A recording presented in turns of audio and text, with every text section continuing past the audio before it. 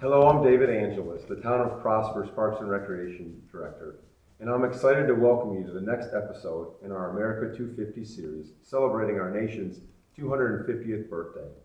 Prosper America 250 is a community-wide celebration that will culminate with our Pride in the Sky event at Frontier Park on July 2nd. Throughout this series, we're highlighting the people, places, and moments that helped shape our country and the freedoms we enjoy today. Prosper's Parks and Recreation Director, it's especially fitting that today's topic explores the history of our nation's parks and public land. Today's topic is America's Cathedrals, Theodore Roosevelt and the National Parks. To share more about Roosevelt's lasting impact on our nation's public lands, I'll now turn it over to members of our Prosper Parks and Recreation Board. Good evening, Prosper. I'm Daniel Knox with the Park and Recreation Board of Directors. Joined with me today is Valerie Little and Valerie Rodriguez. Today we are going to be talking to you about the Americas 250. We've spent this series in the founding era. Today we step briefly into the 20th century because what Theodore Roosevelt did for this land is a direct expression of the stewardship values the founders held. Jefferson called America's landscape national treasures. Roosevelt turned those words into policy. Roosevelt came to the presidency in 1901 as the youngest man ever to hold it.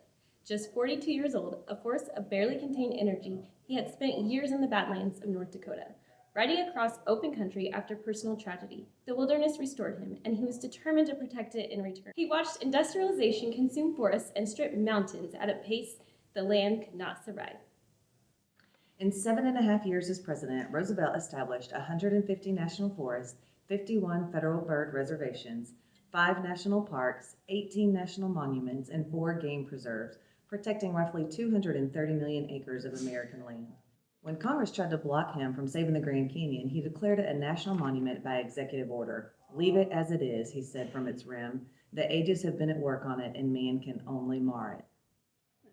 Wallace Stegner called the national parks the best idea we ever had, democratic, egalitarian, and belonging to all of us. Any American can stand in Yellowstone or walk the rim of the Grand Canyon. The parks belong to the people, exactly as the founders intended the nation itself to belong to all of its citizens.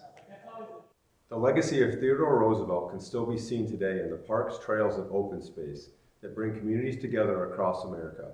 Here in Prosper, our Parks and Recreation Board and staff are committed to creating and preserving places where residents can connect with nature, spend time with family, and build lasting memories. Thank you for joining us for this episode of our America 250 series, as we reflect on the principles, sacrifices, and achievements that shaped our nation and explore how those ideals continue to live on in our community today.